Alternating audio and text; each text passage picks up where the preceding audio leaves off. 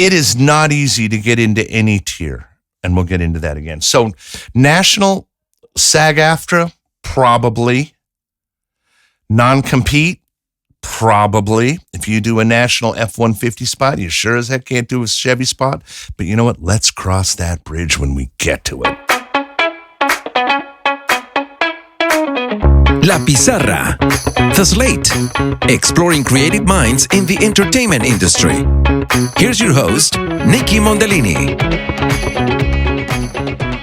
Hello, everyone. Welcome to Season 9 of La Pizarra. My name is Nikki Mondellini, and I'm very happy that you're joining us today. We're kicking off this season with a phenomenal coach, audio engineer, and demo producer for commercials who specializes in the automotive field. His name is Cliff Zellman.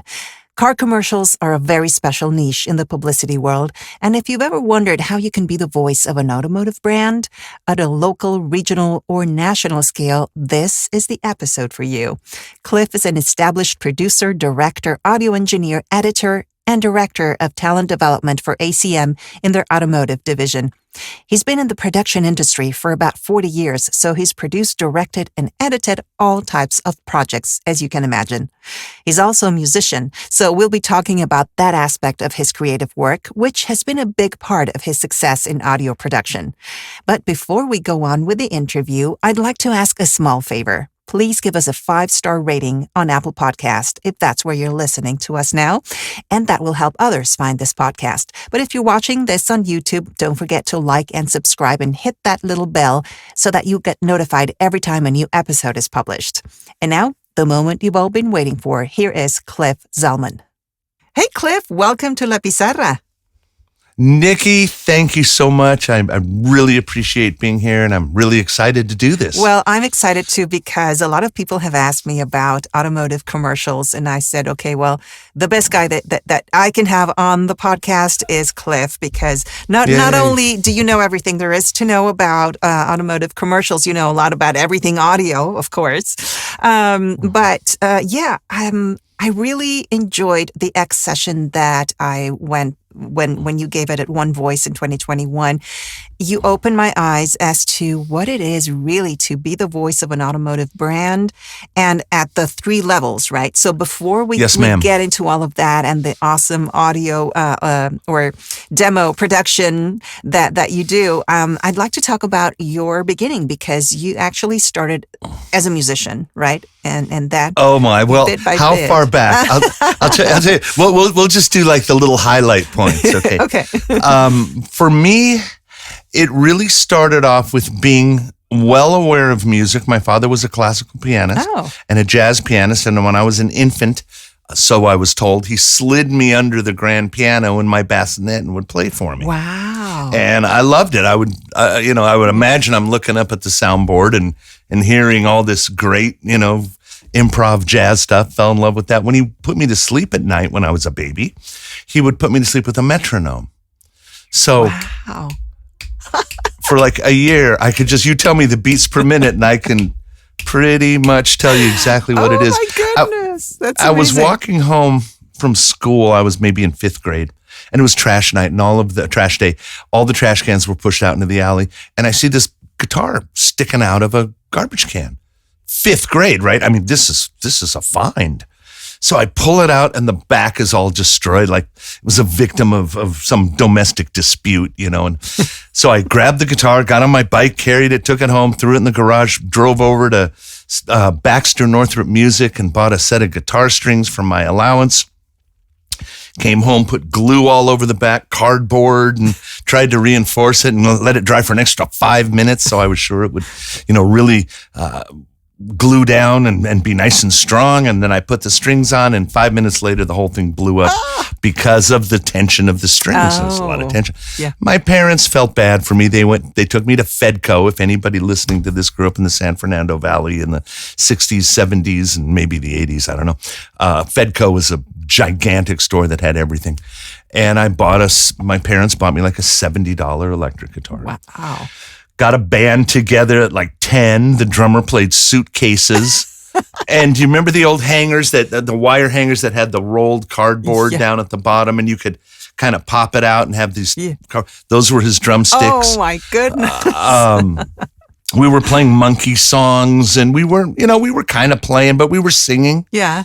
Singing along with it. Time progressed, got more and more serious, got into bands at 14, 15, 16 years old, Cliffy's Garage band, inventing grunge back in the 70s before grunge was ever invented. Wow. And then I got a album deal with an independent label in LA to produce what we called an EP. And EPs back in the day was extended play records. So it was basically like a single, but you had 2 songs on each side instead of 1 song on each side. And that was really cool because major acts would put out like a bonus EP, you get an extra track on the Madonna album or whatever.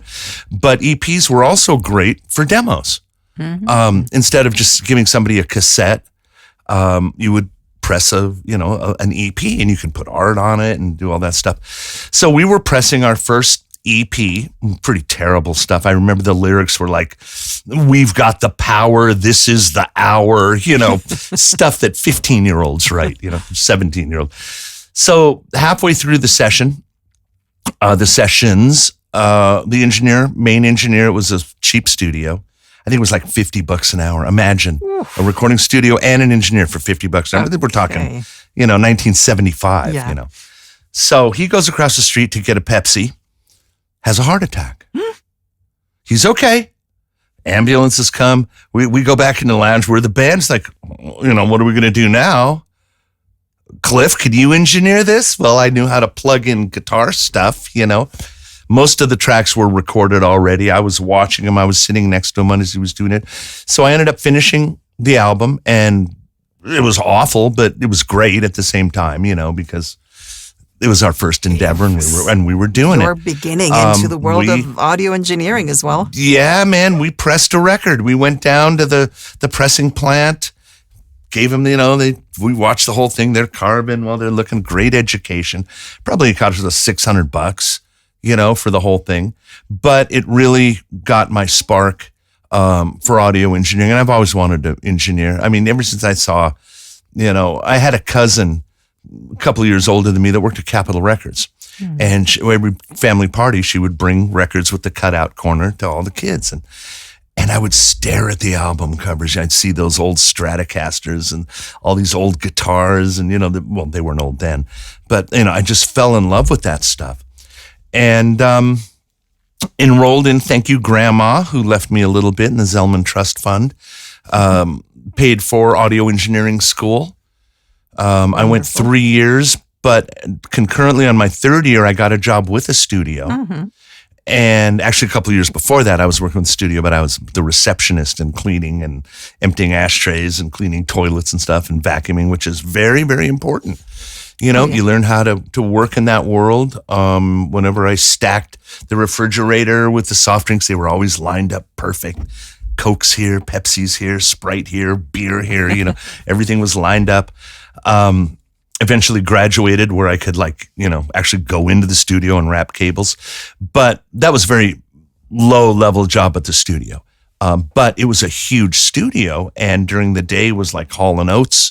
And at night was England Dan and John Ford Coley and Fleetwood Mac and Alice Cooper and Al Stewart. Toto's first album was recorded there while I was in the tape library writing down how many tapes we need to buy. I'm listening to Lukather lay down the guitar solo to hold the line. I'm like shaking. Wow. Imagine that. And then it just moved on from there. I got an offer from another studio as a full-fledged second engineer, which is a pretty good job at that young age, maybe 22, 23, and stayed with them for 13 years, worked my way up to the lead engineer. And the chief engineer of a studio is called into action when the band or the act or the talent, whoever, doesn't bring in their own engineer. Mm-hmm. So the big studios always brought in their own engineers, Bob Clearmountain and, the big guys at the time. But if a band came in and didn't have an engineer, but wanted to do stuff, I would do it. Mm-hmm. And that led to demos. Mm-hmm. That's where they let me take over because I'm the guy that's been in the studio for a long time. So they think. I'm the guy that understands music and arrangement and all that stuff, dynamic range, or so they think. So I started to grow in this position of, for lack of a better term, telling people what to do. And I got better and better at it by reading the room, reading what they were doing, being very attuned to the people that I was working with. Got into, in 1990, I started doing animation recording for Saban and Deke and Disney, and I did a ton of Saturday morning cartoons, Carmen Sandiego, Sonic the Hedgehog, Little Mouse on the Prairie was really cute. And I was the guy throwing the faders. So, and I was in LA at the time, born in LA. All this stuff up to now is all Los Angeles, San Fernando Valley, and Burbank. And I fell in love with voice actors. Now, remember, this is 1990. And all the people that are just our superstars and idols today were just coming into the studio. They were stand-up comics. They were guys working at the Comedy Store, skit comedians, coming in and lined up 6 in a row with each have their own microphones. And my job was to throw the faders because you can't have 2 microphones on when one person is talking. You get kind of noise cancellation. And I saw the talent and the ad-lib skills and working with people like June Foray, where she would be reading one page as she's silently reading one page as she's speaking the page before. I'm like, how can you read and speak at the same time and still be the incredible actress that she was? Worked with some of the greats, and it's just like, oh my God. And it makes it fun now because when I go to VO Atlanta and I see Townsend Coleman or I see Rob, they're old friends, Fell in love with that. In 1995, there was a horrible earthquake in Los Angeles, 94. I think it was like February 13th at 4:05 in the morning. I had a 2-year-old daughter. We were kind of thinking about moving. We kind of wanted to get out of LA. It wasn't what it was back in the 80s, 70s, 60s, and 50s. I don't remember, but I was 3. My brother moved to Dallas, and we would come and visit him all the time and just fell in love with it and looking for a house after our place was just destroyed from the earthquake. And we saw a house that was like, I looked at the price and I thought it was the down payment. And this was just when LA was really starting to get expensive. Okay. You'd get a 2-bedroom, 1-bathroom house in the Valley for maybe $350,000, which is like free now, right? But back then it's like, there's no way in the world I'm going to pay that. My dad bought this exact same house for $16,000. How am I going to spend? So we see this house in Dallas, absolutely fell in love with it. We moved in. A month later, I get hooked up with RadioVision. Well, actually, a couple months later, as soon as I moved to Dallas, I got a job to go to Taiwan to record an album. I've been to China 6 times teaching audio engineering, and I studied Mandarin in college. Wow, so you know Mandarin. is 不好. Well, I did, 可是我在 Dallas 我很多中国朋友，所以我不说你们的话每天. Okay. So I don't speak your language every day because I don't have a lot of friends in Dallas that speak. You go to a Chinese restaurant, and you try to do it. You order a charcoal broiled tractor. You sure you want that? Yeah.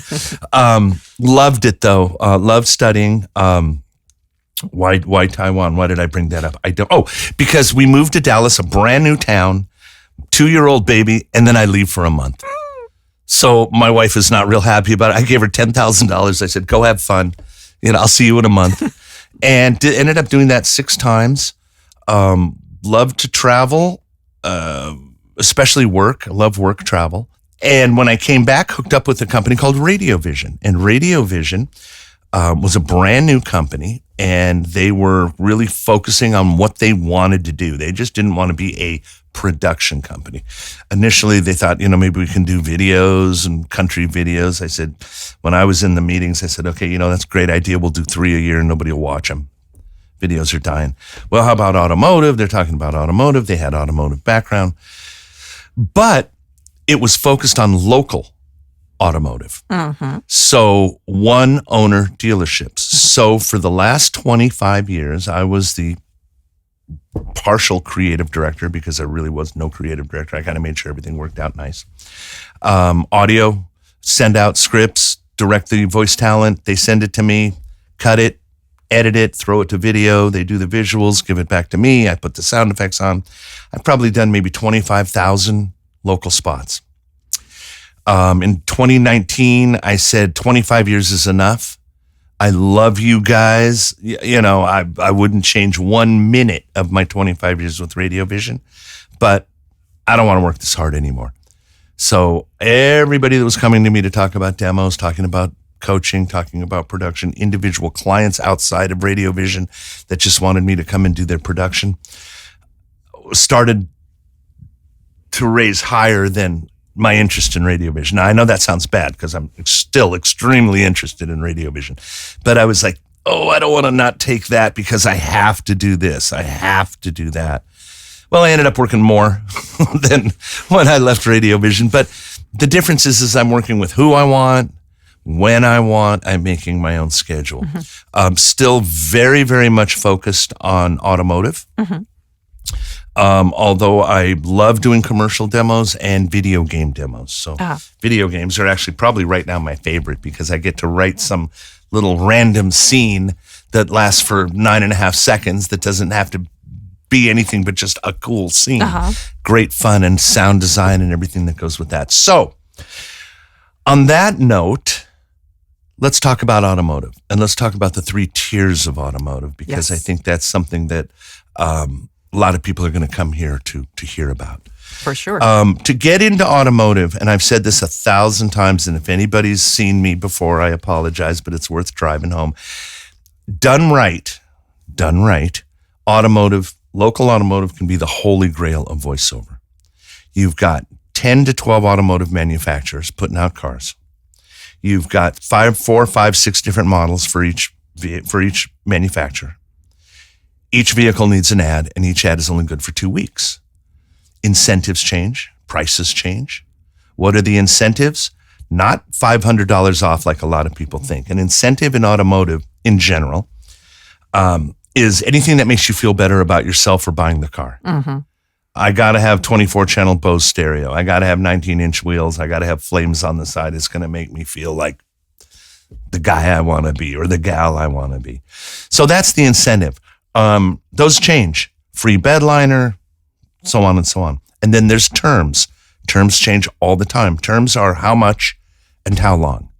That's really what it is. 0% financing for the life of the loan. No payments for 90 days. How much? How long?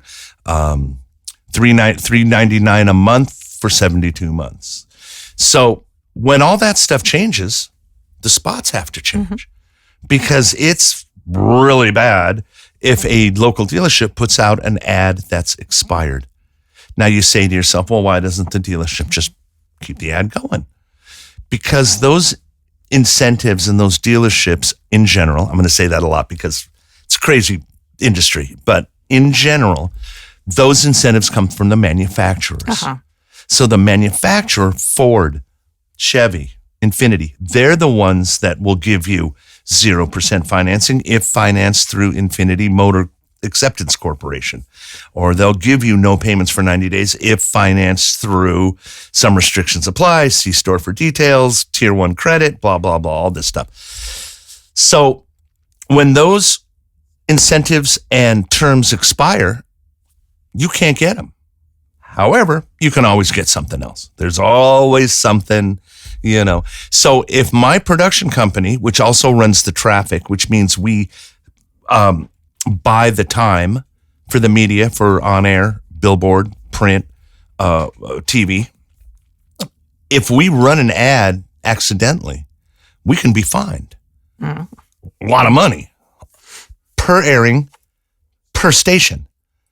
So we're very, very careful to make sure that our spots rotate. If we don't have something in time, or we're waiting for the manufacturers to give us the incentives, or we're waiting for the dealership, the owners in Aruba, which he always is anyways. The richest guy in your neighborhood is the guy that owns the car dealerships. No doubt about it. If somebody does air a spot that's expired and the customer goes, I'll probably get a phone call. We'll probably have to subsidize that. Why? Because we don't want to stink.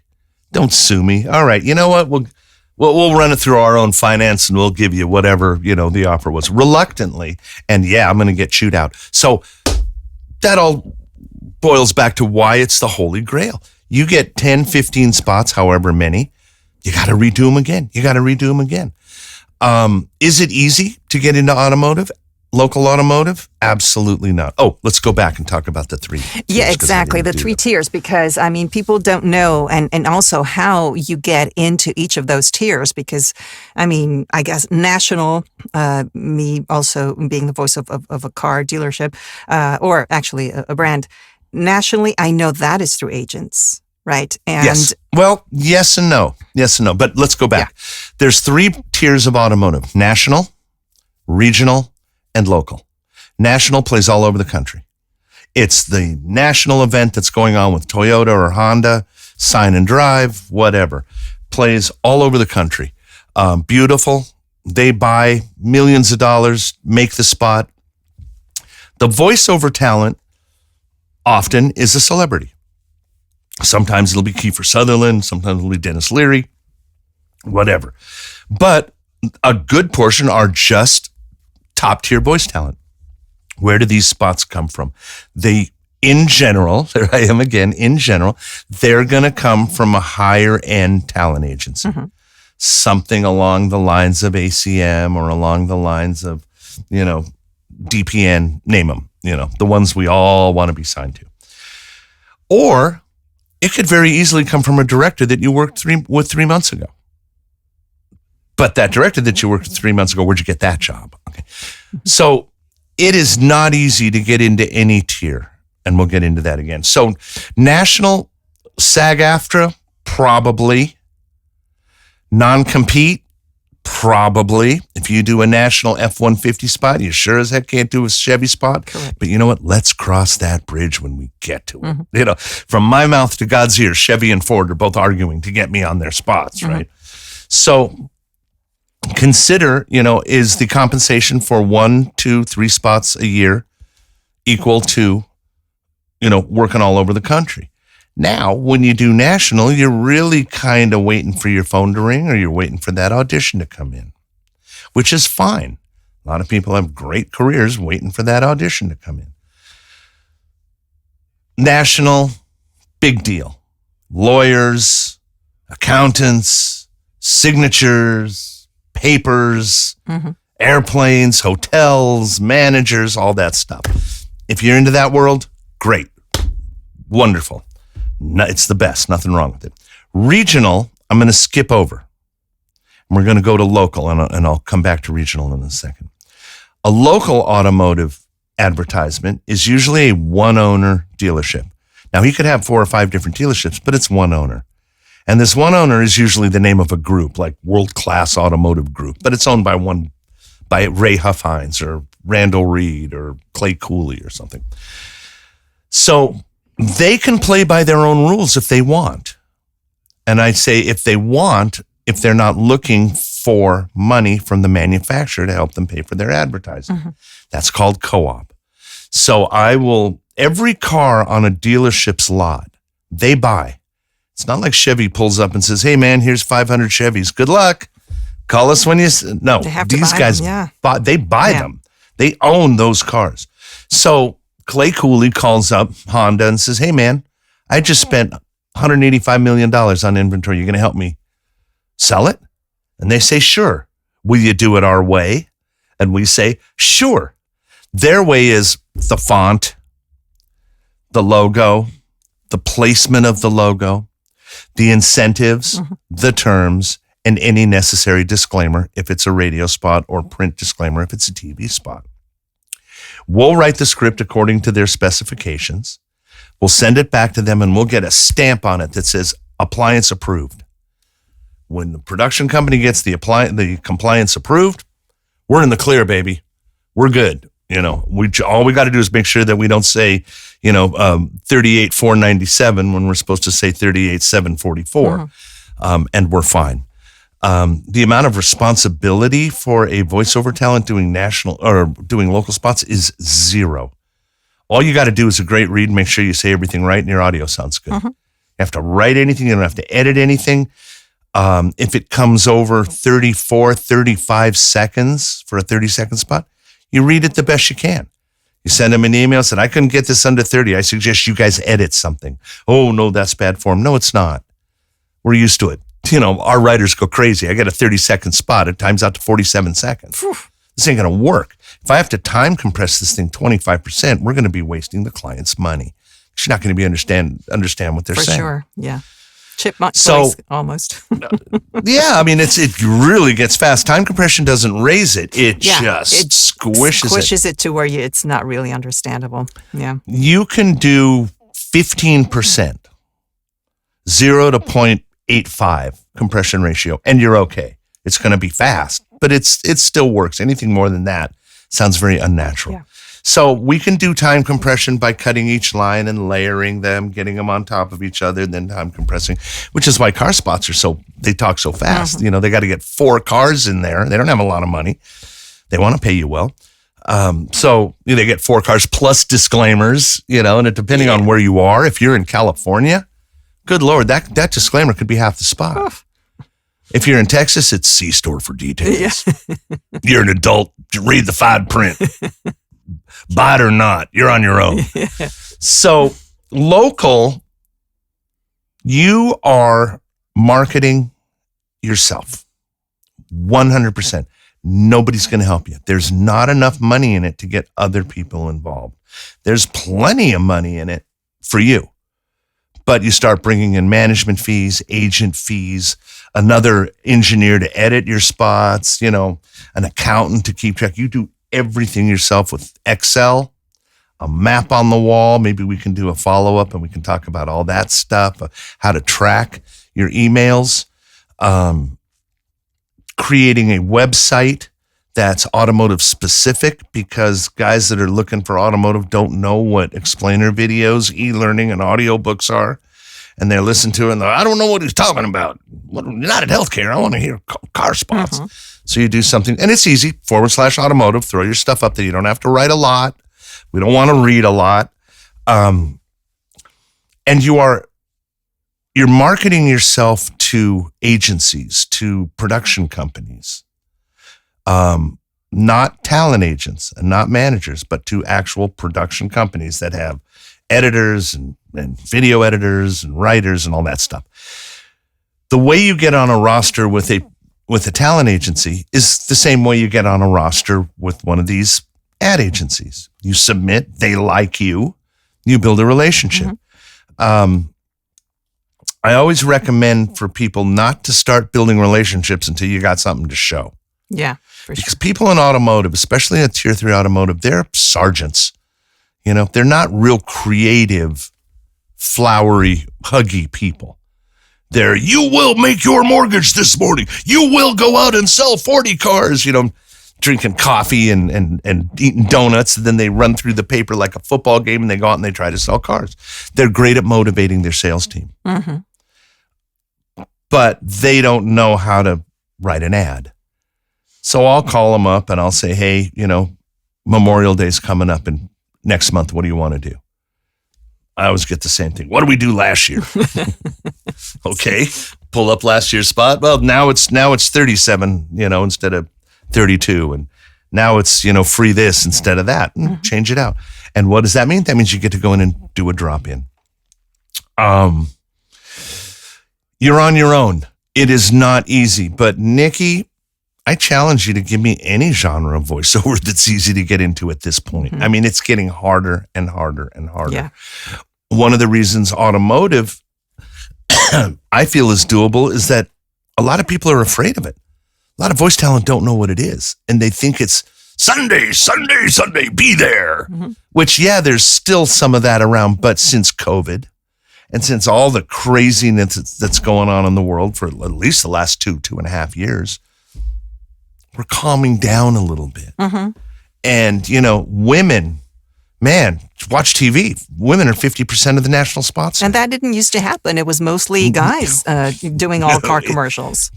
Because the psychology on the lot was, and please forgive me for saying this, was, why don't you bring your husband around, little lady, and we'll cut ourselves a deal. Mm-hmm. Well, how I feel about that. I personally think women are far superior to men in every single aspect, except I can probably beat you up. But other than that, you guys win hands down.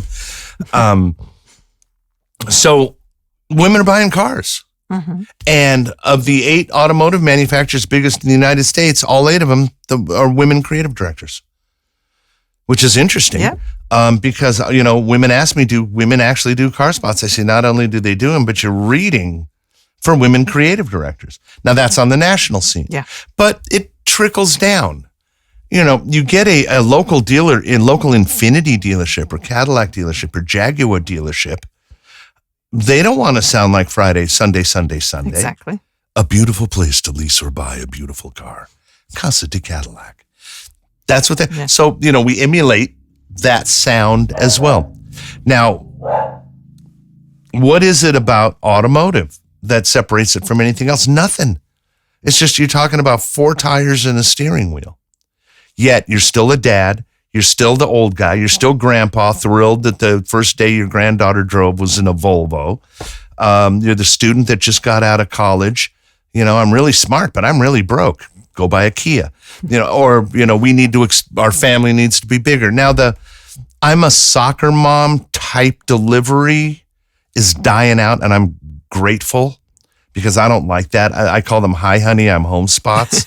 Hi, honey, I'm home. What are you doing? I'm checking out the new prices. Oh, great idea. Sounds like a great addition to I hate that stuff. Mm-hmm. But now it's just more narrative. Okay. And it would be like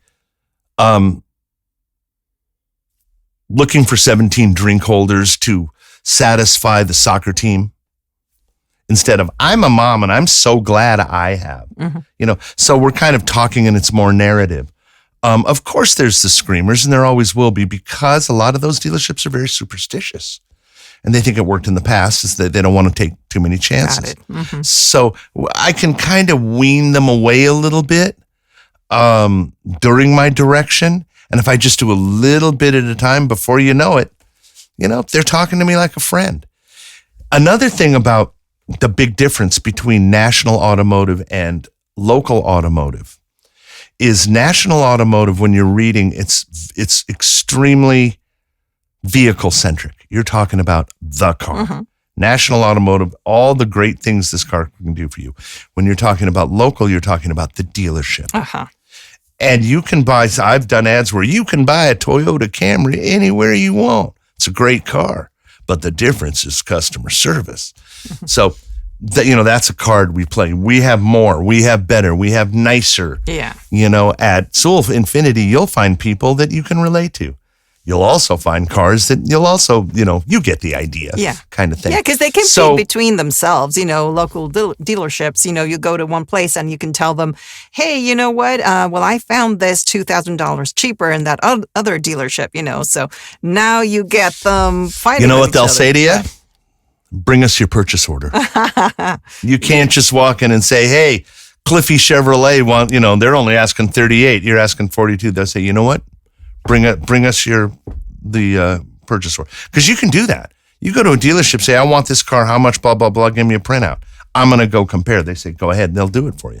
Okay. It's like a lawyer that has to, reveal all the stuff that they know in their case to the other lawyer, you know. So they'll say, yeah, let me see the print ad, or let me see this. But yeah, they'll do that. Sometimes competing dealerships will have a giant lot sale. Chevy versus, finally, the answer will be solved. Chevy versus Ford. This weekend, under the giant tent in the 2 giant dealership. Ding, ding, ding. It's boxing. Yeah. So it's fun. Local is fun because you get to take on the personality of the community. Mm-hmm. And if you've got an audition for a dealership in Nashville, do your homework.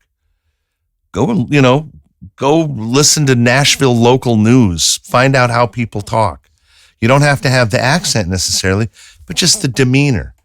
You have to come across as the person that has coached every kid in the community in soccer for the last 15 years. Everybody. Come the weekend, they'll say, hey, we're here. Is Nikki here? We've been, hey, everybody, this is Nikki, and I'm down on the lot this weekend, and we're having hamburgers and hot dogs. Looking good, Julio. They want to come in and see you, even though this is all done in your studio with street sound effects and horn honks and kids crying sound effects. Make it sound real. We call them like Simulive, simulated live broadcasting. Oh, that's a cool name.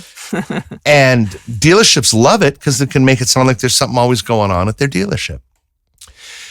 So finding the names of the automotive production companies. I've talked to people before I even start a demo with somebody. I said, you got to come up with 50 names. I need 50 leads. Wow. So some of them come back in 3 days and say, dude, I could only find 4. The next conversation I have 15 minutes later is, how many did you want? 50. I got 80. So it's really up to the person. I have a combined list of over 400 production companies that do daily automotive.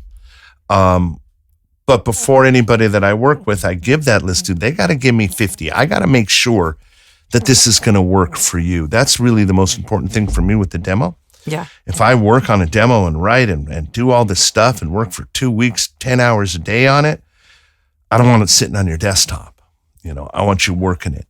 You send out introductory emails that are very, very short, charting, putting all of these leads that you're getting on LinkedIn.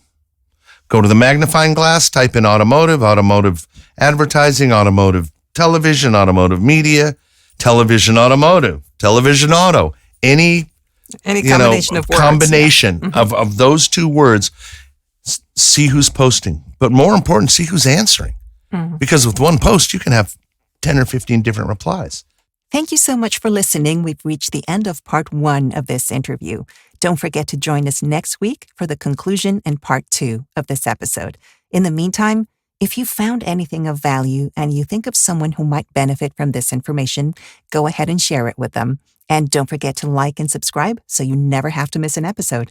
I'll see you soon. Thanks for joining us. Don't forget to subscribe on your podcast player or YouTube if you haven't done so. Share what you liked about this episode on social media and tag us at Nikki Mondellini.